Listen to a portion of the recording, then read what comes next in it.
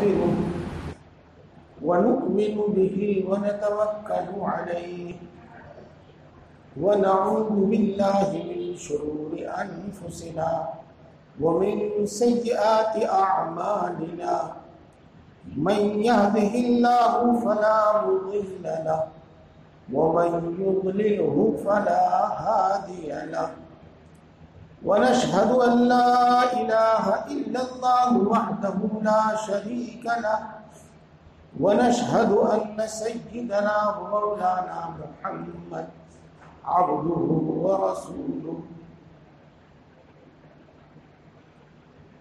وصلى الله تعالى على خير خلقه سيدنا ومولانا محمد وآله وأصحابه أجمعين أما بعد فأعوذ بالله من الشيطان الرجيم بسم الله الرحمن الرحيم ألم تر كيف ضرب الله مثلا كلمة طيبة كشجرة طيبة أصلها ثابت وفرعها في السماء تؤتي أكلها كل حين بإذن ربه ويضرب الله الأمثال للناس لعلهم يتذكرون ومثل كلمة خبيثة كشجرة خبيثة اجتثت من فوق الأرض ما لها من قرار يثبت الله الذين آمنوا بالقول الثابت في الحياة الدنيا وفي الآخرة ويضل الله الظالمين ويفعل الله ما يشاء ألم تر إلى الذين كفروا ألم تر إلى الذين بدلوا نعمة الله كفرا وأحلوا قومهم دار البوار جهنم يصلونها فبئس القرار صدق الله العظيم.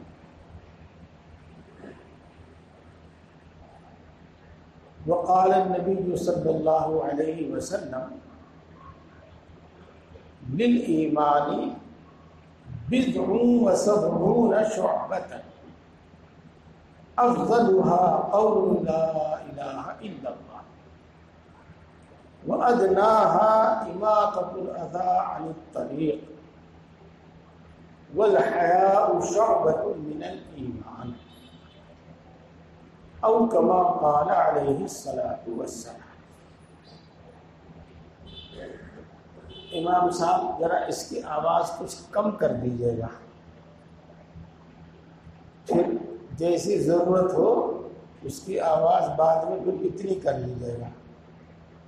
بعض مرتبہ زیادہ زور سے بولنا ہو جاتا ہے تو آواز بہت ہی کریح اور ناپسندیدہ ہو جاتی ہے. آواز اتنی کر لی جائے جتنی کی ضرورت ہو، زیادہ آواز مناسب نہیں. محترم بزرگوں اور دوستوں، اس وقت میں نے ایک آیت شریفہ پڑھی ہے آپ کے سامنے اور ایک حدیث پاک پڑھی ہے. میں اس آیت شریفہ کا مطلب اور حدیث پاک کا مطلب ہی آپ کے سامنے سمجھاؤں گا اور کچھ کہے بغیر ترجمہ شروع کرتا ہوں. اللہ تبارک و تعالی ارشاد فرماتے ہیں، کیا آپ نے دیکھا کہ اللہ تبارک و تعالی نے کلمہ طیبہ کی، پاک کلمے کی، کلمہ طیبہ کی کیا مثال بیان فرمائی؟ کلمہ طیبہ جسے ہم پڑھتے ہیں جسے پڑھ کر آدمی مسلمان ہوتا ہے اور جو ہمیں اپنی جان سے زیادہ پیارا ہے، کلمہ طیبہ لا الہ الا اللہ محمد الرسول اللہ۔ اللہ نے اس کی مثال بیان فرمائی۔ کیا مثال بیان فرمائی؟ کلمہ طیبہ کی مثال ایسی ہے جیسا کہ ایک پاکیزہ درخت، صاف ستھرا درخت، خوبصورت درخت، پاکیزہ طیبہ،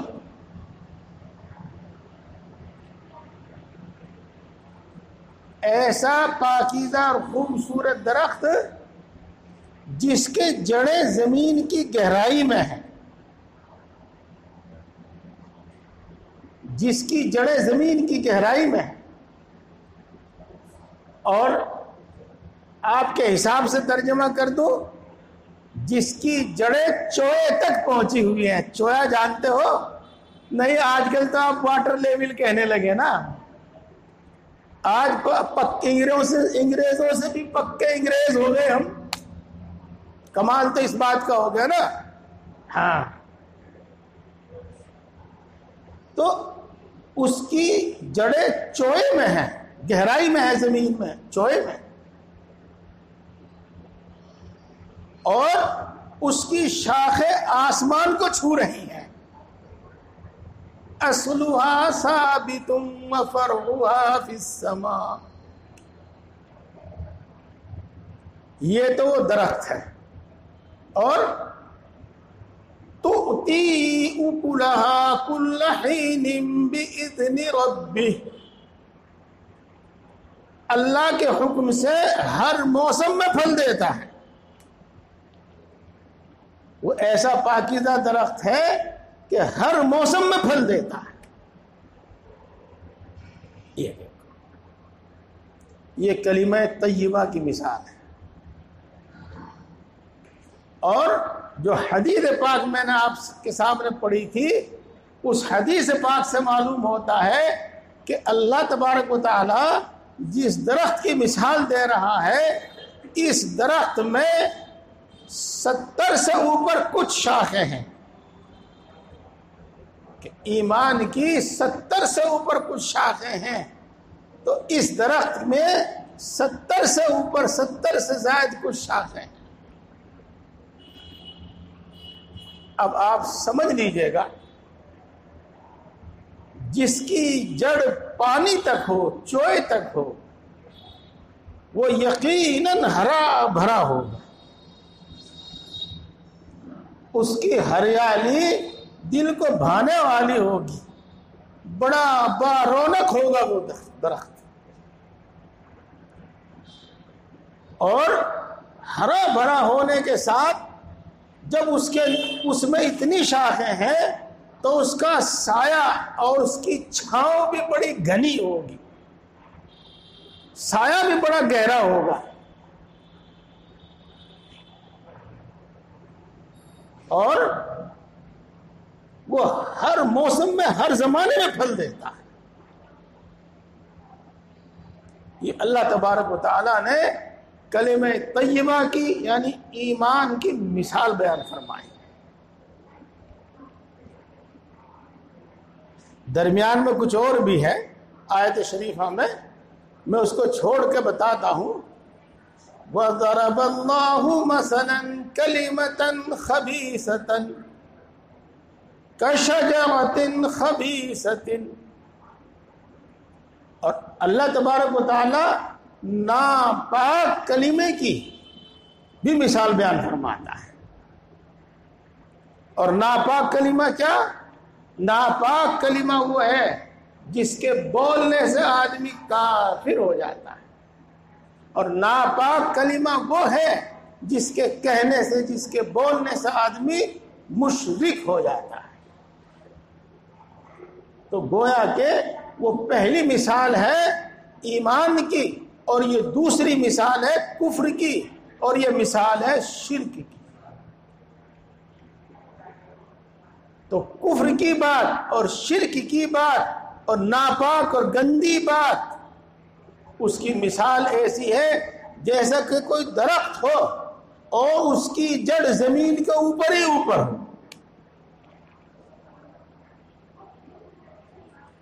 زمین کے اوپر ہی اوپر ہو، جس کو کوئی قرار نہیں، جو ٹھہرتا نہیں. اس واسطے کہ جب اس کی جڑیں زمین کے اوپر ہی اوپر ہیں تو اس کو پانی نصیب نہیں ہوتا، پانی نہیں ملتا، اس کو سوکھ جاتا ہے. نہ اس میں شاخیں پھوٹیں گی، نہ اس میں پتے ہوں گے، نہ اس کا سایہ ہوگا، نہ اس کا پھل ہوگا.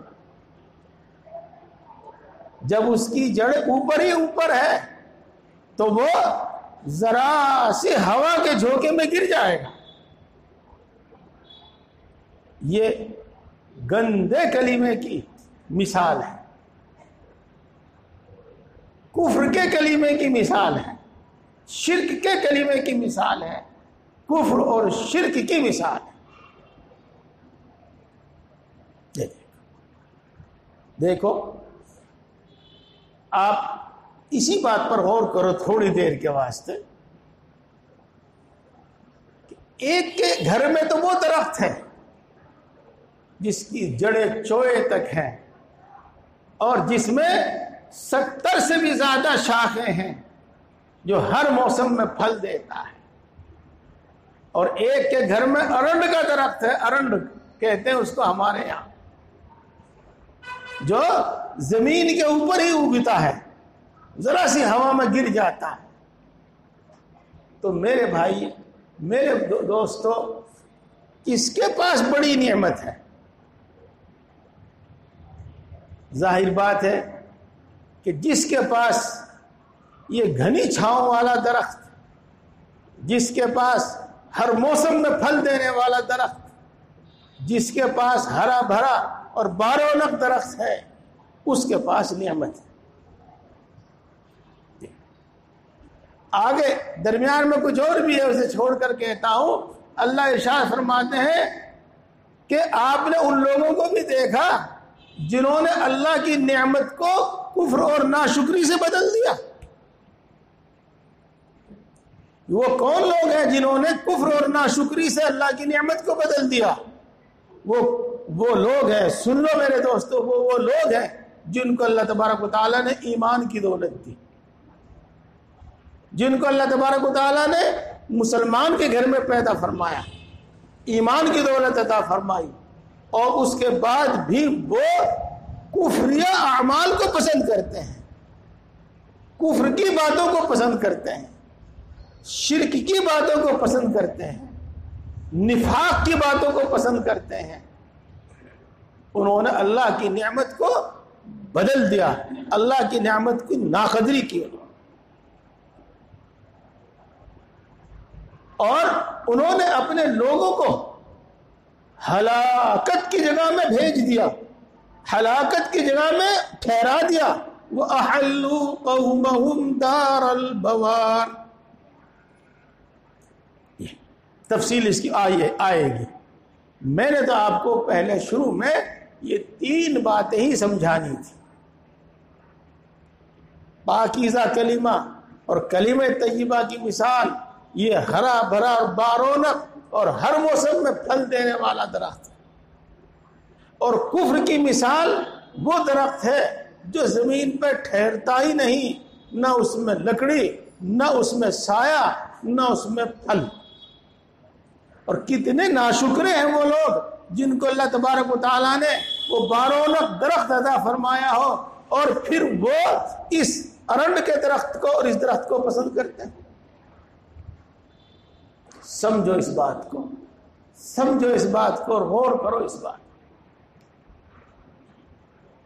میرے بزرگوں اور دوستو، مثال تو آپ نے سمجھ لی.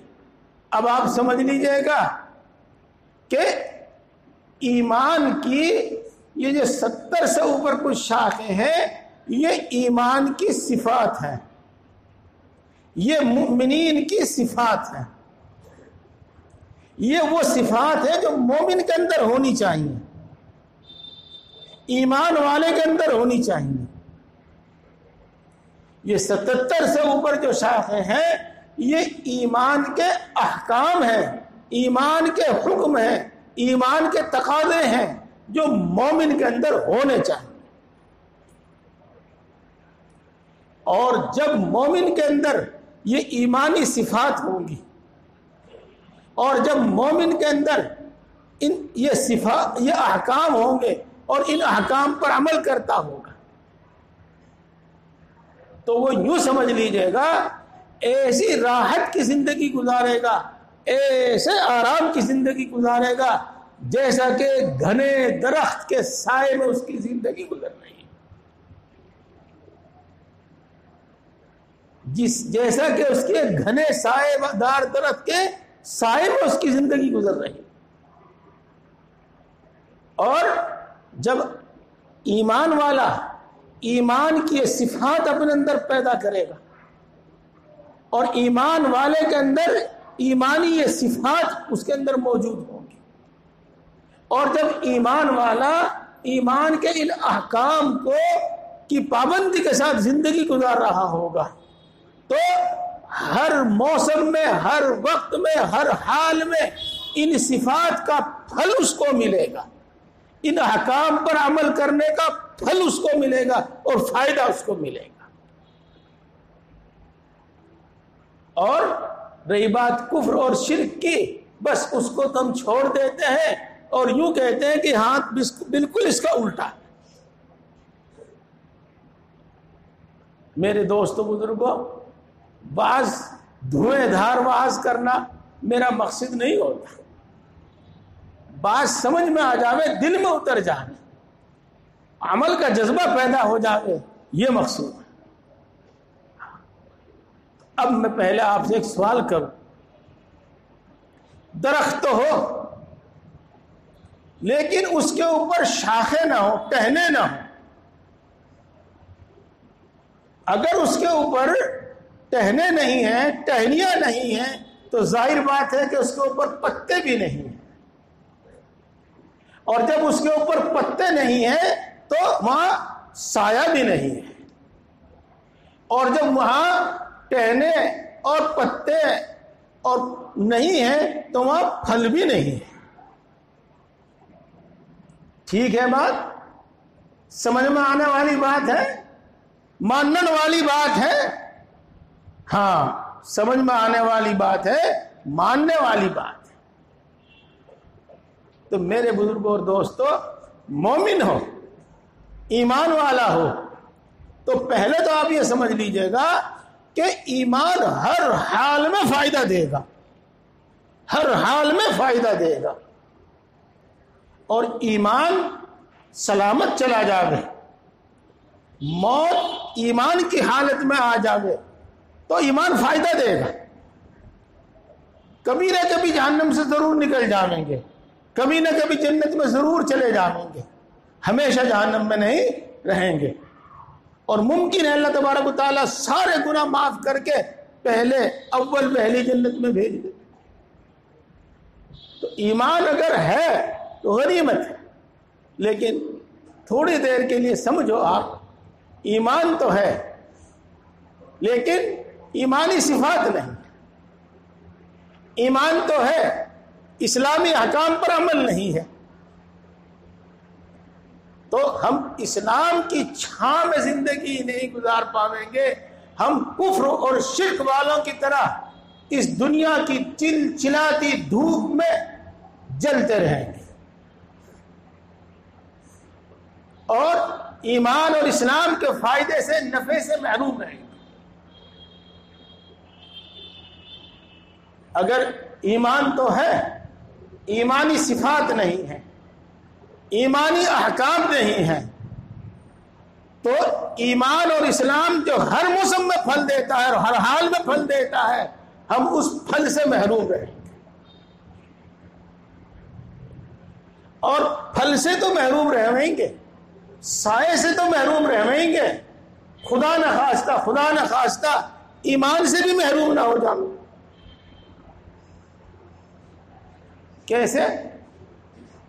کہ بڑی آسانی سے ہمارا نفس ہم کو بہکا سکتا ہے اور بڑی آسانی سے شیطان ہم کو بہکا سکتا ہے، اور بڑی آسانی سے اسلام اور مسلمانوں کے دشمن ہم کو بہکا سکتے ہیں، اور کیا کہیں گے کہ تمہارے اسلام کا تمہارے ایمان کا کیا فائدہ تمہیں، بتاؤ، کوئی فائدہ نہیں تمہیں۔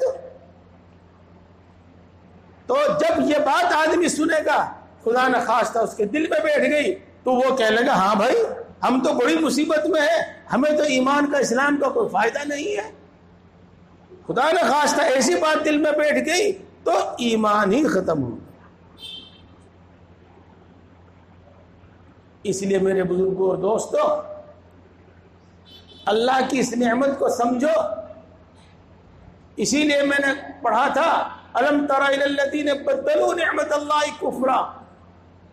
اللہ کی اس نعمت کو سمجھو اور ایمان کی صفات اپنے اندر پیدا کرو اور ایمانی احکام کے مطابق زندگی گزارو، اپنے آپ کو اسلام کے مطابق ڈھال لو، اپنے اندر ایمان والی صفات پیدا کر لو، اور پھر دیکھو کیسی راحت کی زندگی گزرتی ہے اور کیسی عزت کی زندگی گزرتی ہے، کیسی کامیابی کی زندگی گزرتی ہے۔ جو میں کہہ رہا ہوں انشاءاللہ العزیز میں ان کو مثالوں سے سمجھانے کی کوشش کروں گا، لیکن پہلے میں آپ کو ایک ہی بات یاد دلانا چاہتا ہوں جو آپ کے دلوں میں ہے، آپ اس کو جانتے ہیں، آپ اس کو مانتے ہیں، میں تو صرف یاد دلاؤں گا۔ یہ جو آیت شریفہ میں نے پڑھی ہے میرے دوستوں بزرگوں، قرآن پاک کی آیت ہے، اور قرآن پاک اللہ کا کلام ہے، تو یہ آیت شریفہ اللہ کا کلام ہے، اللہ کی بات ہے، تو کیا اللہ کی بات جھوٹی ہو سکتی ہے؟ ہرگز نہیں ہو سکتی۔ قرآن پاک کی کوئی بات جھوٹی ہو سکتی ہے؟ ہرگز نہیں ہو سکتی۔ تو جب اللہ تبارک و تعالی مثال دے کر بتا رہا ہے تو بات ہماری سمجھ میں بھی آ گئی ہے، تو یقین ہم اس پر کیوں نہیں کریں گے؟ ہم ضرور اس پر یقین کریں گے، اس پر ہمارا ضرور یقین ہے۔ اور میں اللہ کے وعدے کو پھر دہراؤں، پھر لوٹاؤں کہ اللہ اس مثال سے میں کیا سمجھانا چاہ رہا ہے۔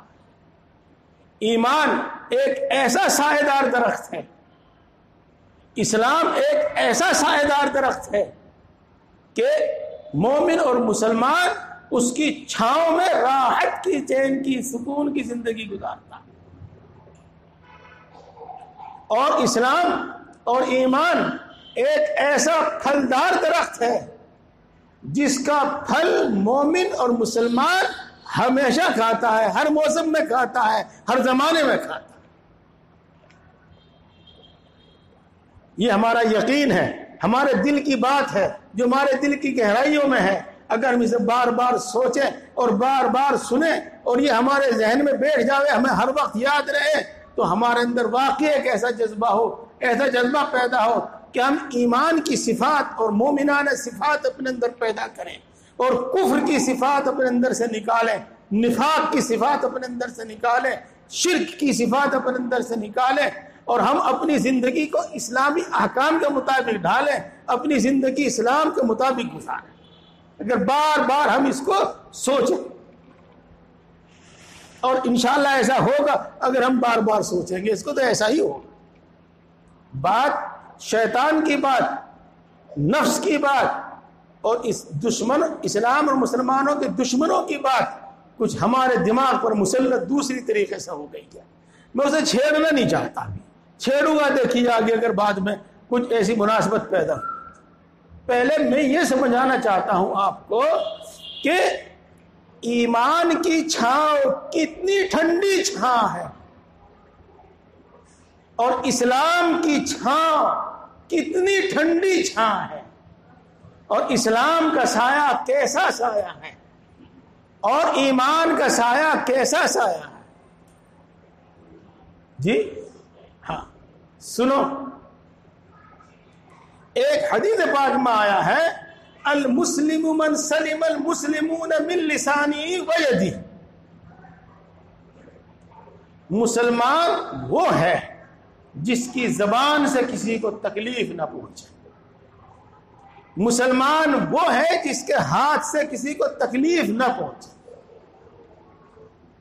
میرے دوستو، ہم تمام مسلمان اگر اپنے آپ کو ایسا مسلمان بنا لیں اور ہم ایسی زندگی گزاریں کہ ہماری ذات سے کسی کو تکلیف نہ پہنچے، نہ ہمارے گھر کے افراد کو تکلیف پہنچے، نہ ہمارے پڑوسیوں کو تکلیف پہنچے، نہ ہم سے معاملہ کرنے والے لین دین کرنے والوں کو تکلیف پہنچے، کسی کو تکلیف نہ پہنچے، میں بھی اپنے آپ کو ایسا بناؤں، آپ بھی اپنے آپ کو ایسا بناویں، میرا پڑوسی بھی اپنے آپ کو ایسا بناوے، میرا دوست بھی اپنے آپ کو ایسا بناوے، تو آپ بتاؤ کہ کیسی چین و سکون کی زندگی گزرے گی؟ اب بتاؤ کہ ہم نے اپنے آپ کو مسلمان نہیں بنایا، ایسا مسلمان نہیں بنایا، تو یہ تکلیف جو ہے جو ہم ہر وقت بھگتتے ہیں اور ہر وقت جن کا ہمیں سامنا رہتا ہے، اسی لیے کہ ایمان کی یہ صفت ہمارے اندر پیدا نہیں ہوئی، اسلام کی یہ صفت ہمارے اندر پیدا نہیں، اسلام کی یہ صفت ہمارے اندر پیدا نہیں ہوئی، ایمان کی یہ صفت ہمارے اندر پیدا نہیں۔ یہاں میں آپ کو یہ بات بھی بتلانا چاہتا ہوں کہ چونکہ ہم مسلمان ہیں، ہمارے نام محمد احمد اور عبداللہ ہیں، ہمیں انہی سے واسطہ پڑتا ہے، تو ہماری زبان پر تو محمد احمد اور عبداللہ اور عبد الرحمن ہی رکھا ہوا ہے، ہر وقت وہی آتا ہے ہماری زبان پر۔ ہاں، تو چونکہ ہماری گفتگو مسلمانوں سے ہوتی ہے، انہی میں ہوتی رہتی ہے، اس واسطے رسول اللہ صلی اللہ علیہ وسلم نے اس حدیث پاک میں یہ ارشاد فرمایا، المسلم من سلم المسلمون من لسانه ويده، اور دوسری حدیث میں یہ ارشاد فرمایا، المؤمن من آمنہ الناس، مومن وہ ہے جس کی زبان سے اور جس کے ہاتھ سے انسان محفوظ رہے، تمام انسان محفوظ رہے، اس کی زبان سے کوئی ایسی بات نہ نکلے، ایک ایسا کوئی کلمہ نہ نکلے جس سے دوسرے کو دل کو ٹھیس پہنچے، دوسرے کو تکلیف پہنچے، اس کے ہاتھ سے اور جسم کے دوسرے اعضاء سے کوئی ایسی حرکت نہ ہو، ایسا کام نہ ہو جس سے دوسرے کو ٹھیس پہنچے۔ اپنے آپ کو ایسا بنا، ہمیں ایسی تعلیم دی گئی ہے، ہمیں ایسی تعلیم دی گئی ہے، اسلام کی ساری تعلیمات ایسی ہی ہیں، ساری تعلیمات ایسی ہی ہیں،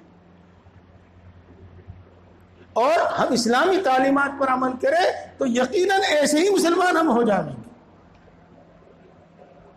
اب میں اس کی چند مثالیں بھی آپ کو دینا چاہتا ہوں، اور شروعات کرتا ہوں حدیث پاک سے۔ جب رسول اللہ صلی اللہ علیہ وسلم کے یہاں مہمان ہوتے تھے اور آپ مسجد میں سے یا کسی جگہ سے دیر سے تشریف لاتے تھے تو آپ اس طرح سلام کرتے تھے کہ اگر سوتے ہوئے ہوں تو نیند میں خلل نہ ہو، اور اگر جاگ رہے ہو تو سن لیں۔ دیکھو، سلام اس ڈھنگ سے کیا، اس طریقے سے کیا کہ نیند میں خلل نہ آئے، اسلام کا حکم بھی پورا کیا اور دوسرے کو تکلیف بھی نہ پہنچا۔ ہماری زندگی ایسی ہو، رسول اللہ صلی اللہ علیہ وسلم کا یہ طرز عمل تھا مہمانوں کے ساتھ، اور حضرت عائشہ رضی اللہ تعالی عنہ ایک حدیث بیان فرماتی ہیں کہ ایک رات رسول اللہ صلی اللہ علیہ وسلم میرے پاس آ کر لیٹ گئے، کچھ دیر کے بعد آہستہ سے چادرہ اتارا، جو اوڑھے ہوئے تھے چادر وغیرہ، آہستہ سے جوتے پہنے، آہستہ سے دروازہ کھولا، آہستہ سے دروازہ بند کیا اور جنت البقیع تشریف لے گئے۔ دیکھو، اس بات کو آپ محسوس کر رہے ہیں کہ حضرت عائشہ رضی اللہ تعالی عنہ حدیث پاک بیان کرتے ہوئے، رسول اللہ صلی اللہ علیہ وسلم کا یہ قصہ بیان کرتے ہوئے ہر بات کو بیان فرما رہے ہیں۔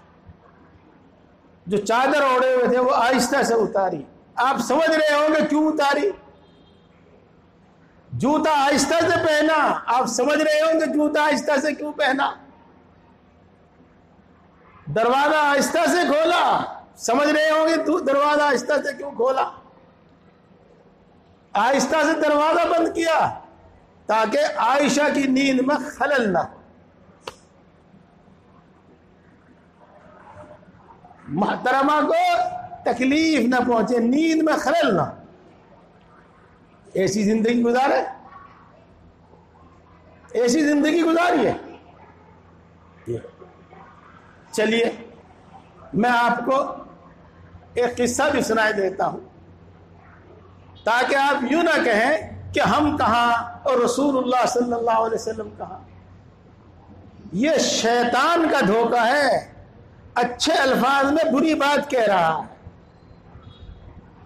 صحابہ کرام رضوان اللہ تعالی علیہم اجمعین کا تو جذبہ یہ تھا کہ ہم رسول اللہ صلی اللہ علیہ وسلم سے بھی زیادہ عمل کریں, اس واسطے کہ اللہ کے رسول صلی اللہ علیہ وسلم تو بخشے بخشائے ہیں.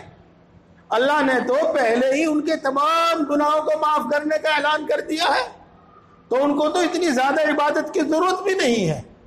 ہم گناہگار ہیں, ہم سے نافرمانیاں ہوتی ہیں, ہم کو زیادہ عبادت کی ضرورت ہے. تو صحابہ کرام رضوان اللہ تعالی علیہم اجمعین کا تو جذبہ یہ تھا, اور ہم کیا کہیں کہ ہم ان جیسا عمل کہاں کر سکتے ہیں.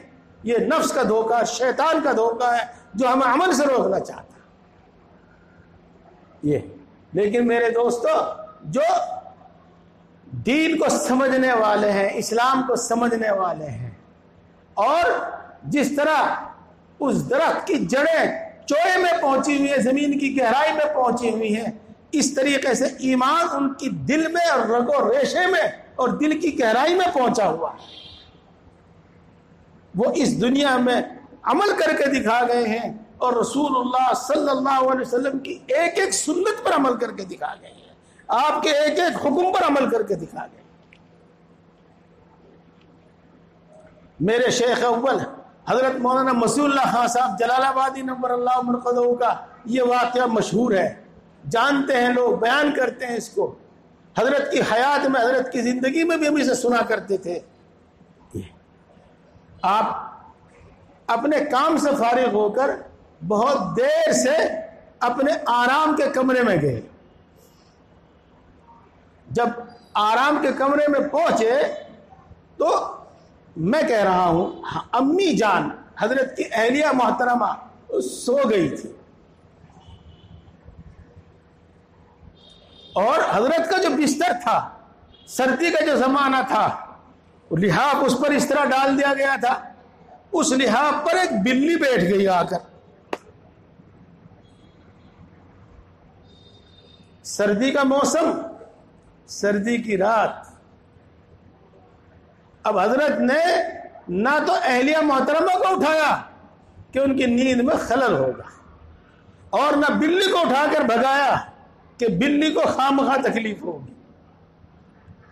ایک ہلکی سی چادر آپ اوڑھے رہتے تھے, وہی چادر اوڑھے ہوئے اور دیوار سے کمر لگا کر بیٹھے رہے, جیسے نیند آئی.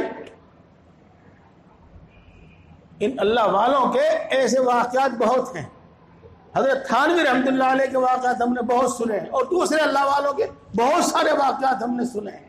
اس لیے یہ کہنا کہ ہم کہاں اور رسول اللہ صلی اللہ علیہ وسلم کہاں, یہ نفس کا دھوکہ ہے اور شیطان کا دھوکہ ہے. ہمیں تو یقیناً ہمارے اندر تو وہ جذبہ ہونا چاہیے جو صحابہ کے اندر جذبہ تھا کہ اللہ کے رسول صلی اللہ علیہ وسلم سے بھی زیادہ عمل کرنے کی کوشش کریں, چاہے کر نہ سکیں, چاہے ہو نہ سکے. تو میرے دوستو یہ بات کر رہا ہوں, دیکھو بات سمجھنے کی ہے اور غور کرنے اور سوچنے کی ہے.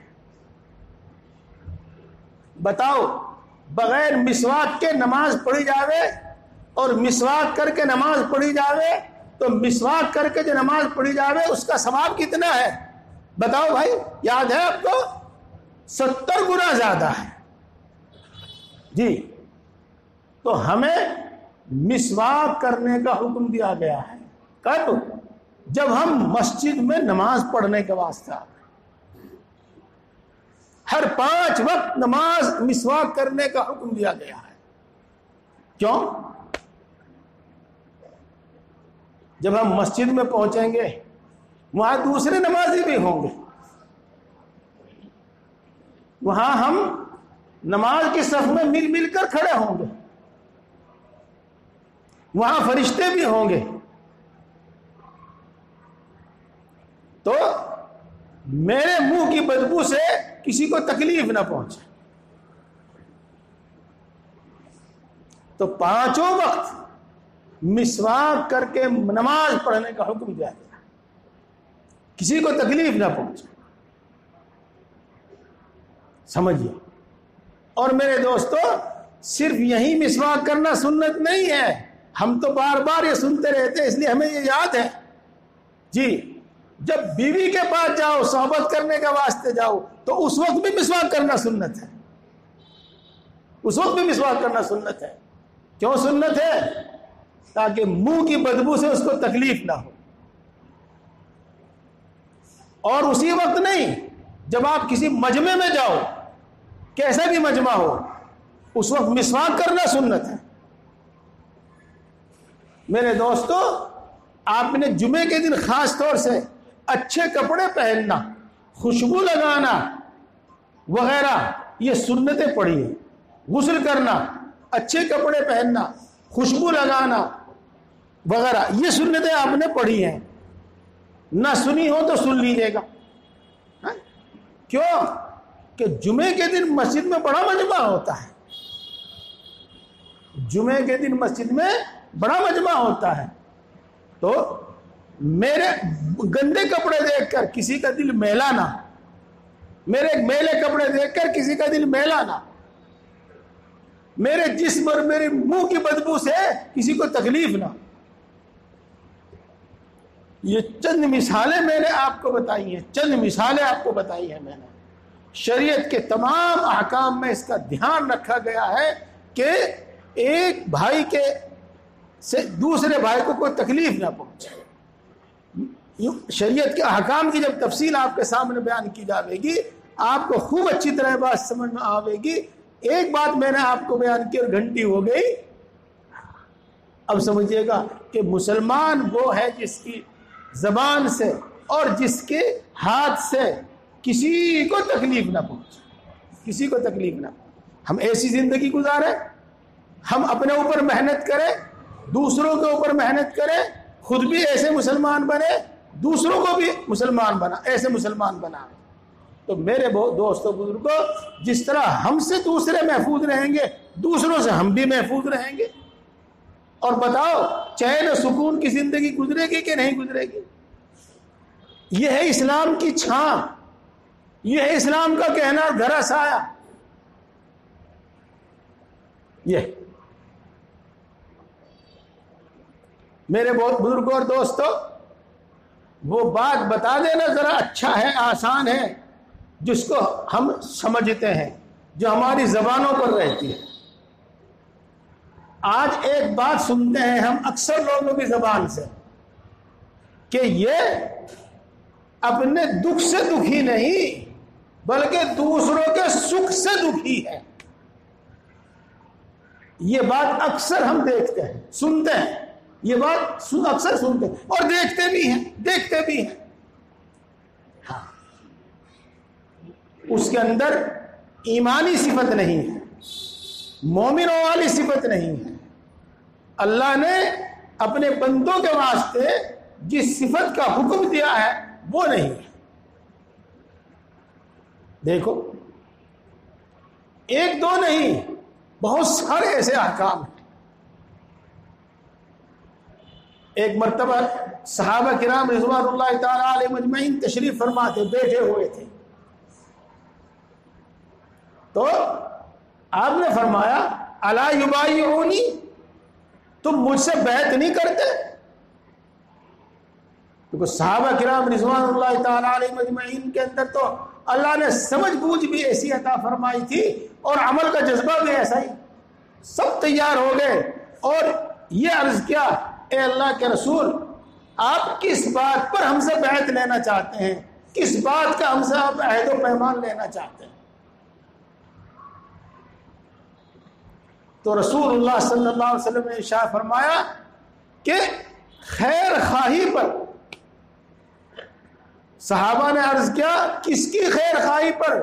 کہ تمام مسلمانوں کی خیر خواہی پر بیعت لینا چاہتا ہوں. خیر خواہی کا مطلب، ہاں بڑا افسوس ہوتا ہے مجھے جب میرے دل میں بات آ جاتی ہے کہ پتہ نہیں یہ فارسی کا لفظ ہے جو اردو میں بولا جاتا ہے، میرے بھائی اس کو سمجھیں کہ نہیں سمجھیں. ہاں، ہر کسی کے بھلے پر ہم اپنے دل سے ہر کسی کا بھلا چاہیں گے، ہم اپنے دل سے کسی کا برا نہیں چاہیں گے. النصح لکل مسلم، ہر مسلمان کی خیر خواہی پر بیعت لو. صحابہ رضوان اللہ تعالی علیہ مجمعین نے رسول اللہ صلی اللہ علیہ وسلم سے بیعت کی اور یہ عہد و پیمان کیا کہ ہم ہر مسلمان کی خیر خواہی کریں گے، ہر مسلمان کا بھلا چاہیں گے، ہم کسی کا برا نہیں چاہیں گے.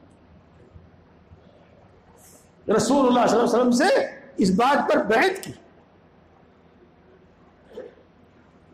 جب میں آپ کا بھلا چاہوں، آپ میرا بھلا چاہیں، لڑائی کس بات کی؟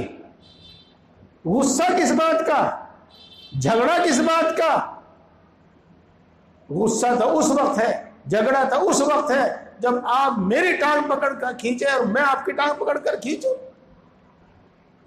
میری کوشش یہ ہو کہ تم چین کا لقمہ نہ کھاؤ اور چین کی نیند نہ سو، اور آپ کی کوشش یہ ہو کہ یہ چین سے لقمہ نہ کھاوے اور چین کی نیند نہ سوے. پریشانی تو جب ہے. دیکھو تو میرے بزرگوں اور دوستو، یہ تعلیم ہے اسلام کی، یہ تعلیم ہے ایمان کی، یہ صفت ہے مومن کی. اب بتاؤ اسلام کی چھاؤں کتنی اچھی، کتنی ٹھنڈی اور کتنی صحیح بات فرمائی اللہ تبارک و تعالیٰ نے. اور چھاں کا ذکر ہو رہا، سائے کا ذکر ہو رہا، تو پھل کا بھی تو ذکر ہونا چاہیے. جب میں آپ کو تکلیف نہیں پہنچاؤں گا، آپ مجھے تکلیف نہیں پہنچائیں گے، تو اس صفت کا فائدہ مجھے بھی ملے گا. میں آپ کا برا نہیں چاہوں گا، آپ میرا برا نہیں چاہیں گے، تو اس کا فائدہ مجھے بھی پہنچے گا. میں آپ کا بھلا چاہوں گا، آپ میرا بھلا چاہیں گے، تو اس صفت کا فائدہ مجھے بھی پہنچے گا، آپ کو بھی پہنچے گا. اس ایمانی صفت کا پھل ہر وقت کھاویں گے ہم، ہر وقت ہم کو میسر ہو. اسی طریقے سے میرے بزرگوں اور دوستوں، رسول اللہ صلی اللہ علیہ وسلم نے ارشاد فرمایا لا یؤمن احدکم حتی یحب لأخیہ ما یحب لنفسہ. تم میں سے کوئی شخص اس وقت تک مومن کامل نہیں ہوگا. ایک ترجمہ تو میں نے یہ کیا، ایک ترجمہ تو میں نے یہ کیا. اب میں کروں گا اپنے گاؤں والا ترجمہ، اور تم بھی گاؤں کے ہی ہو، اپنے سہارنپور میں رہتے ہو. ہاں، وہ مومن کہلانے کے لائق نہیں ہے، یہ ہے ترجمہ اس کا.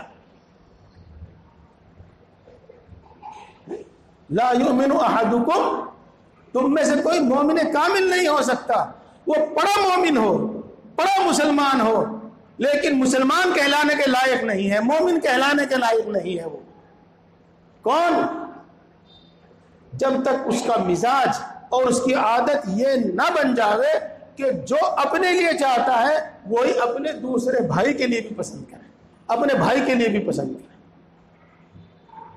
مثلا ہر آدمی چاہتا ہے کہ میں عزت سے رہوں، میری عزت پر دھبا نہ آئے، تو میں یہی چاہوں، وہ دوسرے کے لیے بھی یہی چاہے کہ عزت سے رہے اور اس کی عزت پر دھبا نہ آئے. ہر آدمی یہ چاہتا ہے کہ میں پیٹ بھر کھاؤں، بھوکا نہ رہوں، تو دوسرے کے لیے بھی یہی چاہے وہ پیٹ بھر کھاوے، میٹھی نیند سوئے. ہر آدمی چاہتا ہے کہ میرے بچے میرے فرما بردار ہوں، میرے خدمت گزار ہوں، قابل ہوں. ہر دوسرے کے لیے بھی یہ چاہے کہ اس کے بچے بھی اس کے خادم ہوں اور اس کے بچے بھی اس کے فرما بردار ہوں اور اس کے بچے بھی لائق اور قابل ہوں۔ میرے دوستو، جب مومن کے اندر یہ صفات ہوں گی، مومنانہ صفات ہوں گی، تو اس کے اندر کینہ نہیں ہوگا۔ کینہ جسے ہم لوگ گناہ کہتے ہیں، گناہ، لیکن ہم نہ کینے کو سمجھے نہ گناہ کو سمجھیں۔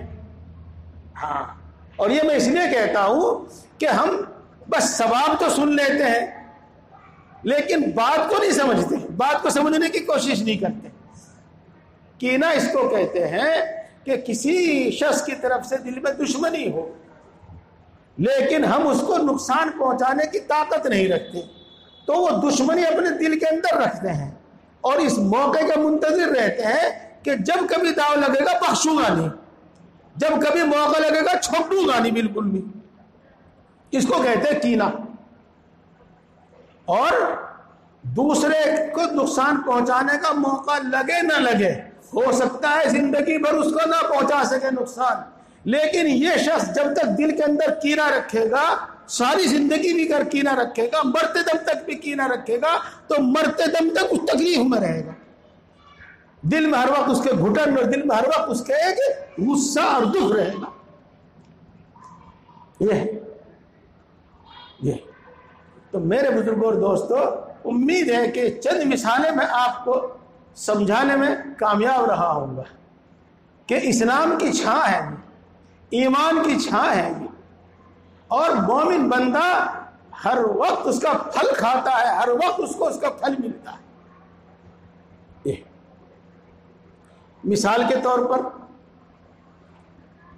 آپ یہاں بھی اپنے معاشرے میں محسوس کرتے ہوں گے، ہم تو اپنے گاؤں دیہات میں بہت محسوس کرتے ہیں کہ گاؤں میں کچھ لوگ تو زمیندار ہوتے ہیں، زمین والے ہوتے ہیں، اور کچھ لوگ مزدور ہوتے ہیں۔ اللہ نے رکھا ہے کچھ نظام ایسا ہی، تو ہمیشہ مزدوروں میں اور زمینداروں میں، کاشتکاروں میں ایک دشمنی سی بنی رہتی ہے، ایک دوری سی بنی رہتی ہے، ہمیشہ بنی رہتی ہے۔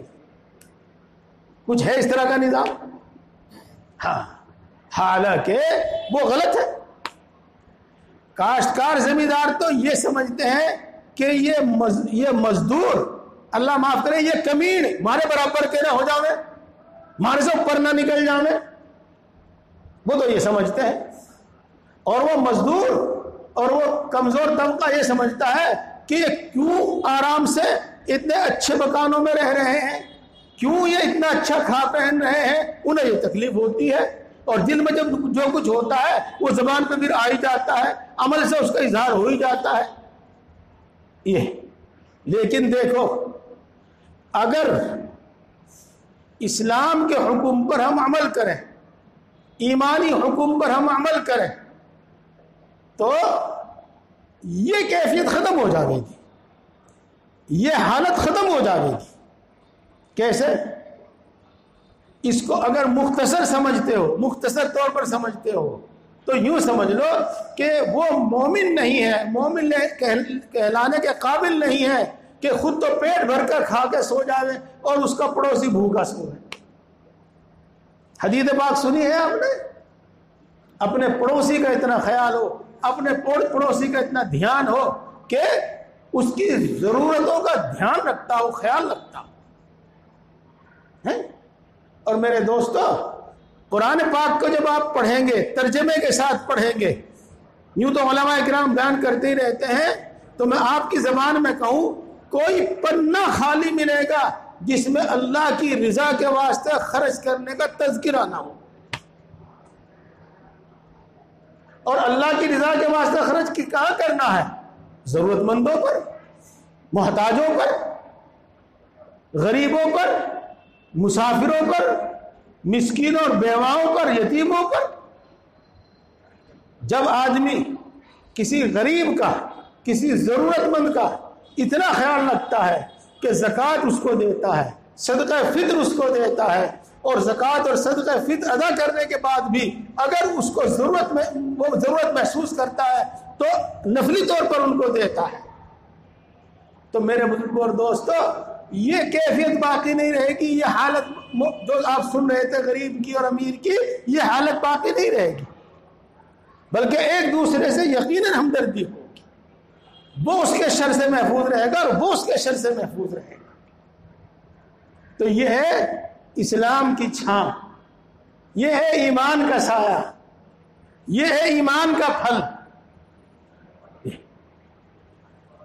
یہ چند مثالیں میں نے آپ کو بیان کی، آپ کے سامنے بیان کی، اور اس سے زیادہ گنجائش نہیں وقت میں۔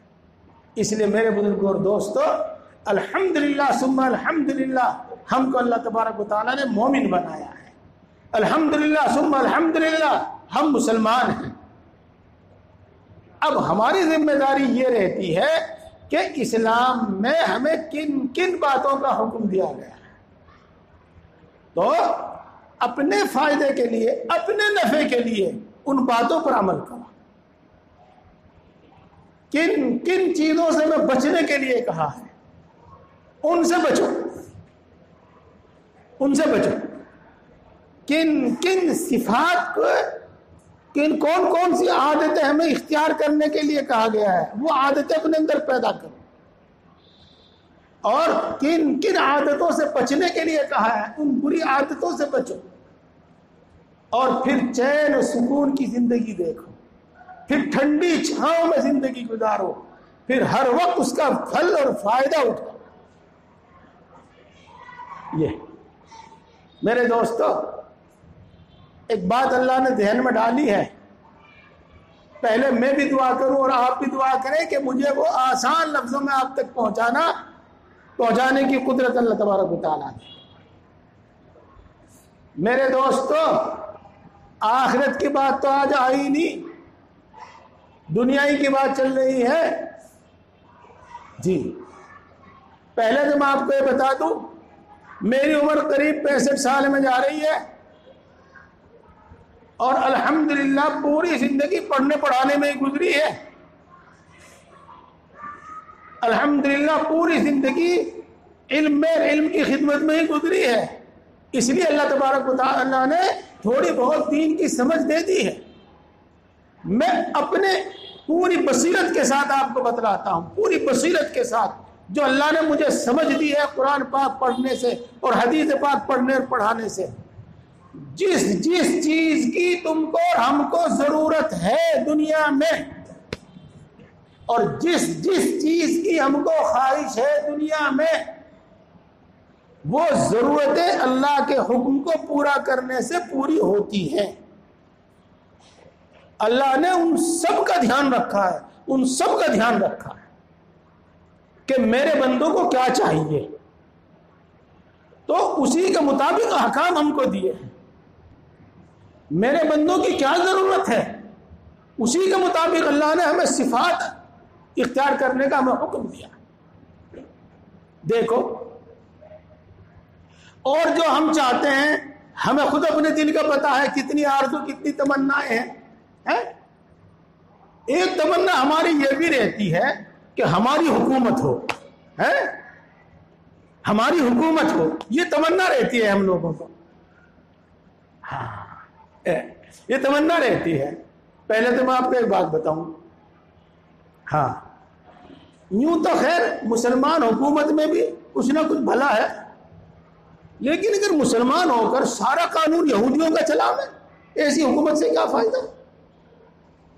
مسلمان ہوتے ہوئے پورا قانون، پورا نظام یہود و نصارہ کا چلاوے تو کیا فائدہ؟ کیا فائدہ؟ ہاں، خیر چلو، یہ تو میں نے ایک بات کہہ دی، اگر آپ اس پر غور کریں گے تو بہت کچھ سمجھ میں آ جائے گا آپ کو۔ پھر اللہ کی مدد کہاں سے آئے گی ہمارے ساتھ؟ جب ہم یہود و نصارہ کا نظام چلاویں گے، اللہ کا نظام چلاویں تو ہمارے ساتھ مدد بھی آ گئی۔ چلو خیر، یہ تو بات الگ سے ہو گئی۔ ہماری ایک تمنا یہ رہتی ہے کہ ہماری حکومت ہو۔ آپ کی تو ہے ہی ہے، صحابہ کی بھی تھی کہ ہماری حکومت ہو، ان کی بھی تمنا تھی۔ یہ تو اللہ تبارک و تعالیٰ نے 28ویں پارے میں ایک پورا آدھا رکوع ہے قریب اس میں، یا ایھا الذین آمنوا هل ادلکم علی تجارۃ تنجیکم من عذاب علیم. یہ آیت شریفہ ہے شروع سے، اور اس کے آدھے میں جا کر آخر میں جا کر وَأُخْرَى تُحِبُّونَهَا، اللہ نے جنت کی نعمتوں کا ذکر کیا، اپنی رضا کا ذکر کیا کہ یہ سب چیزیں تمہیں ملیں گی، اور ایک اور چیز ملے گی جس کو تم پسند کرتے ہو، ایک اور چیز ملے گی جس کو تم چاہتے ہو. کیا؟ نصر من اللہ وفتح قریب، اللہ کی طرف سے مدد آئے گی اور ان قریب فتح ہوگی. تو میں یہ عرض کر رہا ہوں کہ جو ہم چاہتے ہیں نا، جس کی ہم تمنا کرتے ہیں، جو ہم چاہتے ہیں، جو ہماری ضرورت ہے، وہ ایمانی صفات پر عمل کرنے سے ملتی ہے، وہ ایمانی احکام پر عمل کرنے سے ملتی ہے. دیکھو، پھر میں کہتا ہوں ان باتوں کو دھیان سے سنا کرو، بار بار سنا کرو، اور دینی احکام کو خوب سمجھ کے عمل کرو، ان کی حقیقت تک پہنچو. حدیث پاک میں آیا ہے افشوا السلام تسلموا، سلام کو عام کرو، سلامتی سے رہو گے، چین سے رہو گے، سکون سے رہو گے، سلامتی سے رہو گے. اس واسطے کہ السلام علیکم کا کیا مطلب ہے؟ ہاں دیکھو، ویسے تو آج کے ماحول میں بھی اس کو سمجھنا کوئی مشکل نہیں ہے، لیکن رسول اللہ صلی اللہ علیہ وسلم نے جب یہ جملہ ہمیں سکھایا، صحابہ کو سکھایا، اور اتنا اچھا سلام ہمیں سکھایا، کیا کہ عرب کے لوگ ہر وقت دشمنی پر تلے رہتے تھے ایک دوسرے کی، ہر وقت لڑنے مرنے کو تیار، مال لوٹنے کو تیار، یہی ان کا پیشہ تھا، یہی ان کی پسندیدہ عادت تھی. جو جتنا زیادہ ظالم ہوتا تھا اتنا بڑا بہادر مانا جاتا تھا، اور اتنی بڑی اس کی تعریف ہوتی تھی، اتنا بڑا عزت دار مانا جاتا تھا. تو سامنے سے آنے والے انسان سے عام طور سے دیکھتے ہی خطرہ محسوس ہوتا تھا کہ پتہ نہیں یہ کیا کرے گا میرے ساتھ. اور وہ زمانہ وہ تھا کہ تیر تلوار تو ہر وقت ساتھ رہتا ہی تھا. تو آنے والے انسان کا پتہ نہیں دل میں کیا ہے، ہو سکتا ہے قریب جاتے مدھ بھیڑ ہو جاوے. عادت ان کی یہی تھی، مزاج ان کا یہی تھا. یہ تو اب آنے والا دور سے کہتا ہے السلام علیکم، کیا مطلب؟ کہ تم میری طرف سے بالکل امن اور سلامتی میں ہو، میں تمہیں کوئی ٹچ نہیں کروں گا. دوسرا کہتا ہے وعلیکم السلام، تم میری طرف سے بالکل امن چین سلامتی میں ہو، میں بھی تمہیں ٹچ نہیں کروں گا. یہ ہیں وہ اسلامی تعلیمات، یہ ہیں وہ اسلام کے پھل. یہ تو دیکھو، میں بات عرض کر رہا تھا زکوٰۃ کی. یہ تو ہر ایک حکم ہماری ضرورتوں کو پورا کرتا ہے، ہماری خواہشوں کو پورا کرتا ہے. یہ دیکھو، اذان ہونے والی ہے، بس ایک بات کر کے ختم کرتا ہوں. آدمی اپنے مال سے بھی زیادہ اپنی عزت و آبرو کی فکر کرتا ہے. میری عزت پر دھبا نہ آ جائے، مال چاہے چلا جاوے، عزت پر دھبا نہ آئے، بلکہ یہاں تک جان چاہے چلی جاوے لیکن عزت پر دھبا نہ آئے. یہی ہے نا؟ ہاں. تو دوسرے کی عزت و آبرو کو بچانے اور دوسرے کی عزت و آبرو کو دھبا نہ لگانے کی اسلام میں اتنی سختی سے تعلیم کی گئی ہے، اتنی سختی سے تعلیم کی گئی ہے کہ کسی دوسرے اخلاق، کسی دوسری عادت کی اتنی سختی سے تعلیم نہیں کی گئی. اس لیے بھائی، بس میں بات ختم کروں، اور یہ چیزیں ہمارے اندر پیدا کیسا ہوں. تو دیکھو، دین سیکھو اور دین پر عمل کرنا بھی سیکھو. دین سیکھو اور دین پر عمل کرنے کی ٹریننگ بھی لو. ٹریننگ سے کتا بھی وہ کام کرنے لگتا ہے جو آدمیوں کے ہیں، بلی بھی وہ کام کرنے لگتی ہے جو آدمیوں کے ہیں. اور یہ بات آپ کے لیے کوئی ڈھکی چھپی نہیں ہوگی. ہماری طبیعت، ہمارا نفس کتنا ہی بھی سرکش ہو، کتنا ہی بھی سرکش ہو، جب ہم ٹریننگ لیں گے دین کی تو انشاءاللہ العزیز مطیع ہو جائے گا، فرما بردار ہو جائے گا. چلتے چلتے بتاتا چلوں، تفصیل تو ہو نہیں سکے گی. اپنے اندر دین آ جائے، 5 کام کرنے ہوں گے. علم، ذکر، مجاہدہ، اللہ والوں کی صحبت، آخرت کی فکر. چھوٹا منہ بڑی بات اور دعویٰ کرنا اچھا نہیں، لیکن کہیں ضرورت پیش آ جاتی ہے. یہ 5 کام کر کے دیکھو، اگر دین پیدا نہ ہو تو میرے منہ پہ تھوک دینا.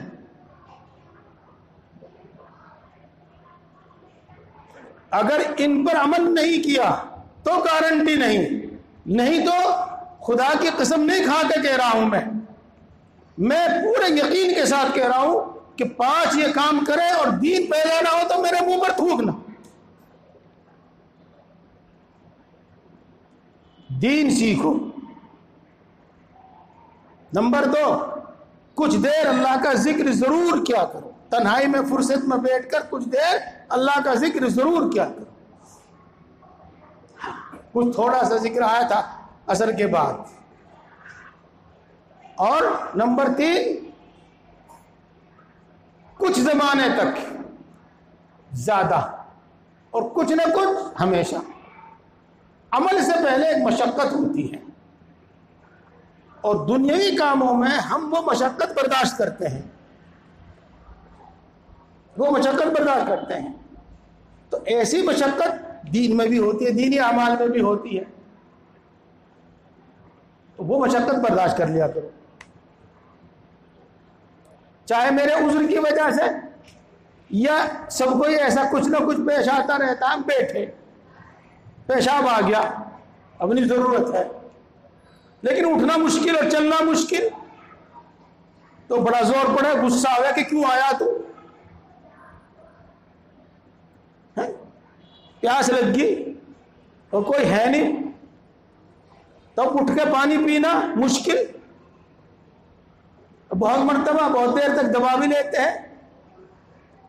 تو بھائی سبھی کاموں میں کچھ نہ کچھ مشقت ہوتی ہے، دین کے کاموں میں بھی کچھ مشقت ہوتی ہے.